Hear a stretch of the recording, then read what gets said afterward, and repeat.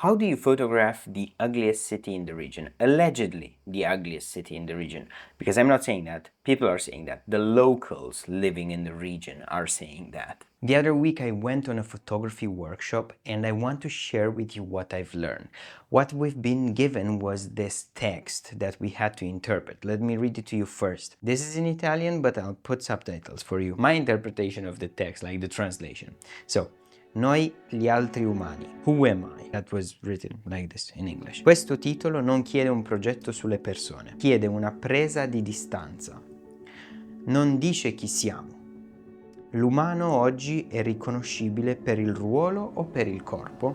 Forse oggi l'umano è segnale debole, non soggetto. Il volto non serve più.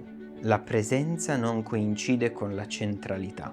L'idea di potere è riconoscibile senza dettagli. Il nostro territorio continua a essere senza di noi. We the other humans, what does it even mean?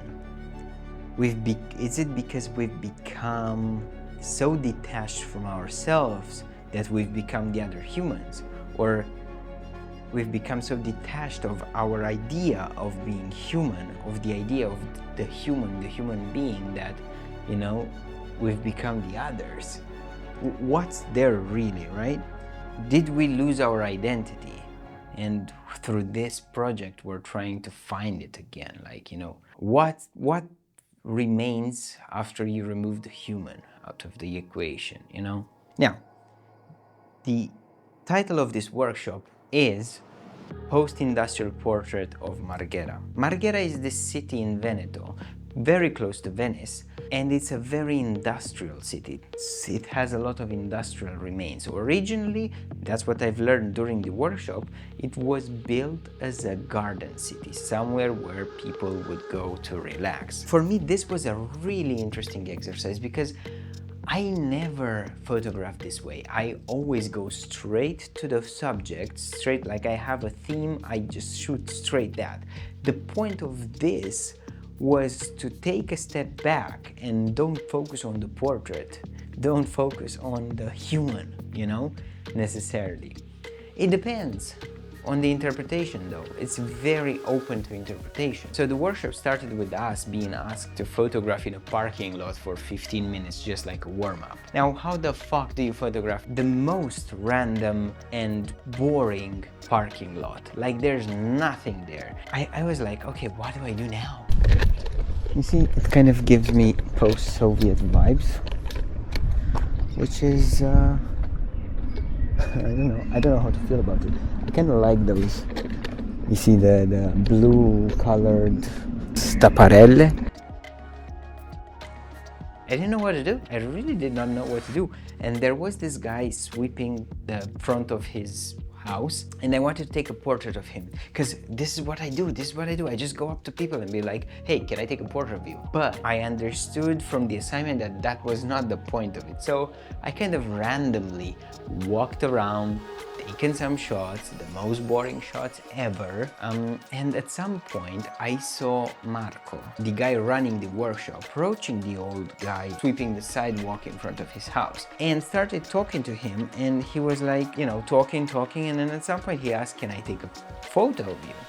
And I was like, okay, this is interesting. Why is he doing that? And I went on the side and took some photos as well. But I didn't want to steal his idea, so I took a shot of his hand holding a newspaper, and then I took a shot of him just looking up.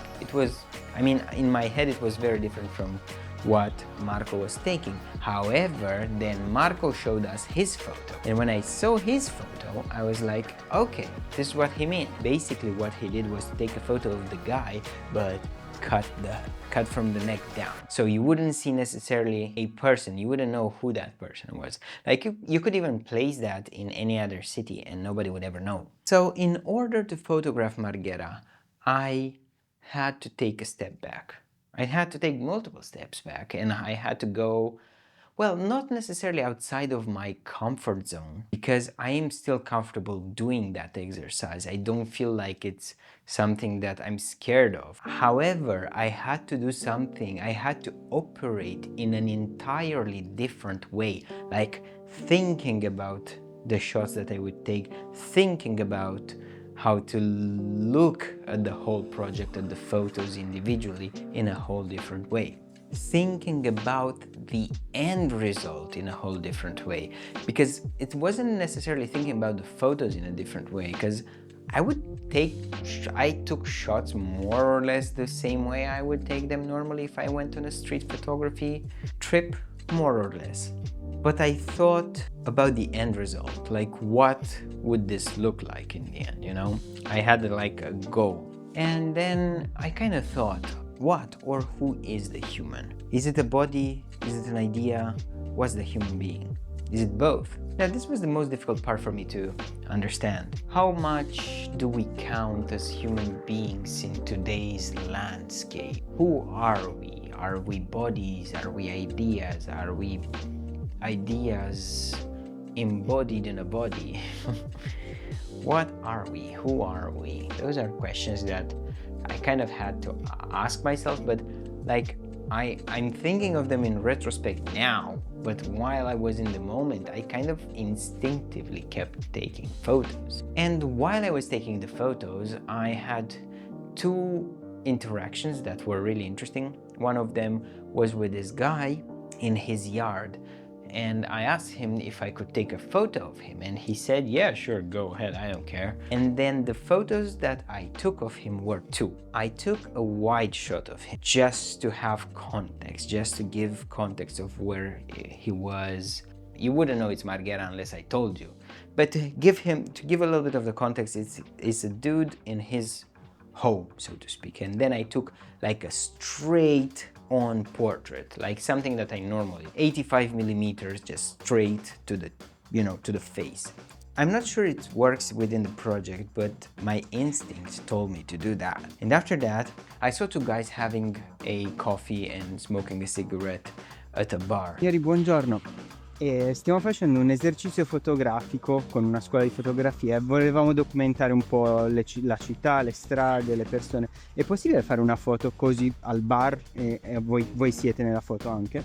When one of them was looking really, really cool, I went for it. Marco didn't really necessarily told us don't ask people, you know, for their portraits. He said something more on the lines like, if you want to take a shot, go ahead and take it. You might always use it for something else, doesn't matter. That's the thing that kind of pushed me in the direction to go and ask this other guy, so that's what I did. I went, I asked for the photo, he was okay with it, and I've sent him the photo. And then I went back to Marco and he told me, okay, that's good, but you could have done more in there. You could have taken the shot of the lady, you could have taken the shot of the owner of the bar, who is this Asian dude, and he's got like, he has a hunch, you know, and he's a very interesting character. And he also told me, you took a vertical shot of him, but you did not take a horizontal.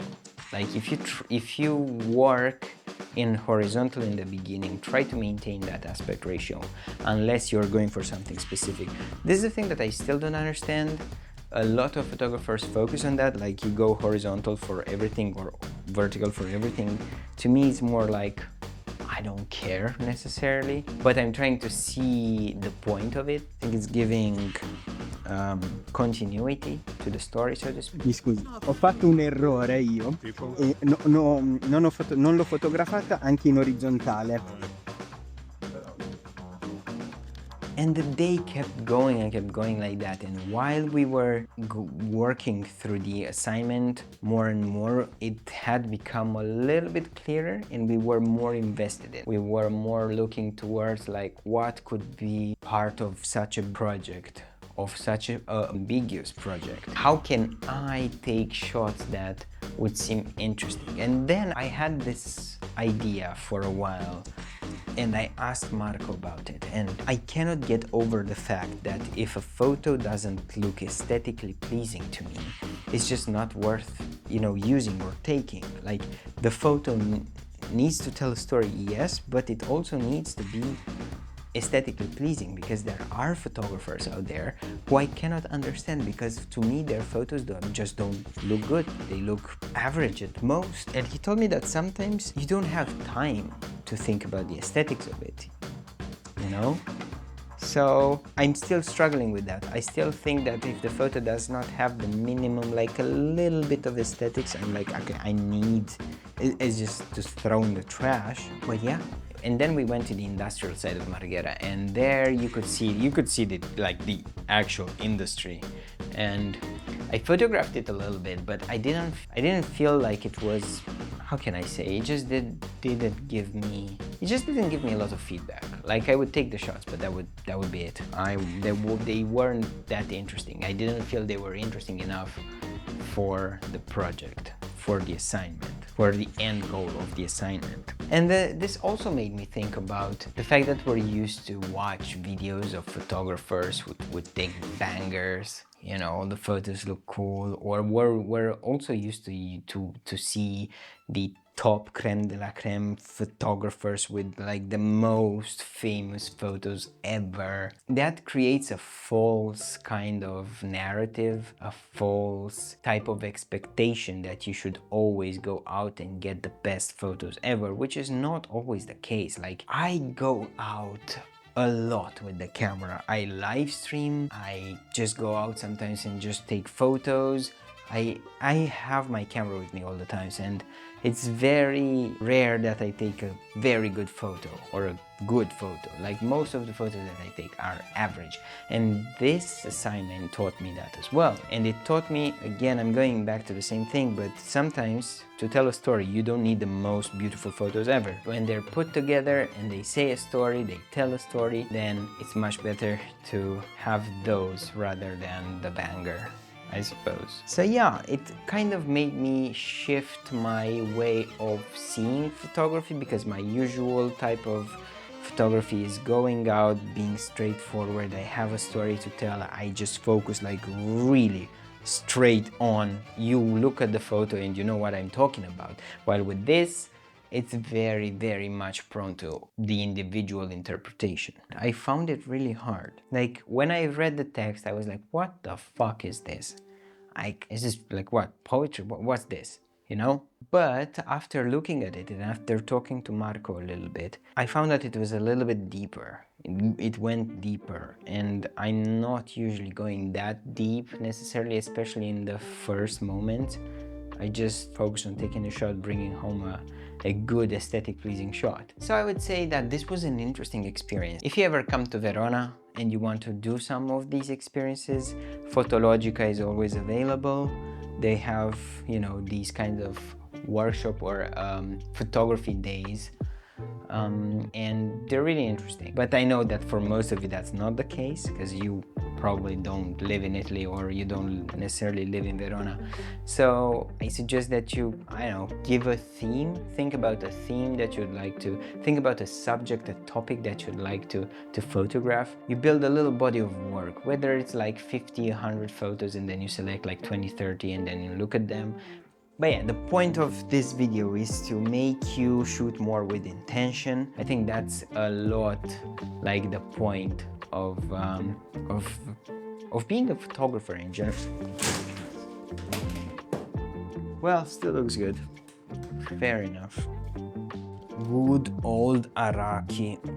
Here are the things that I've learned. One is intentionality, like be super intentional about the work that you do, whether it's shooting this like for a color, you pick a color and shoot around, or whether it's shooting the signs of human beings around the city but not photographing the humans, or whatever it is that you want to shoot. Be more intentional with your photography. Projectuality, shoot for a project, shoot for a bigger body of work, so that the singular individual photo doesn't matter as much, but when you put them together, it looks interesting. It tells a story. There's a narrative. There's a fil rouge. Don't focus too much on having the banger shot. I mean, it's good to have the banger shot. Works really well on Instagram. Works really well. Even in a photo book, you know, you have the shot, but you have to have a little bit of the side as well, right? Let's put it this way. Bad aesthetic can also create good projects, although I think aesthetics are still important. Let me know if you'd be interested in doing this type of workshop. And if you're interested in this idea, shooting more intentionally, maybe you should watch this video right here, where I limit my digital camera to take only 36 shots. It's basically digital film, so to speak.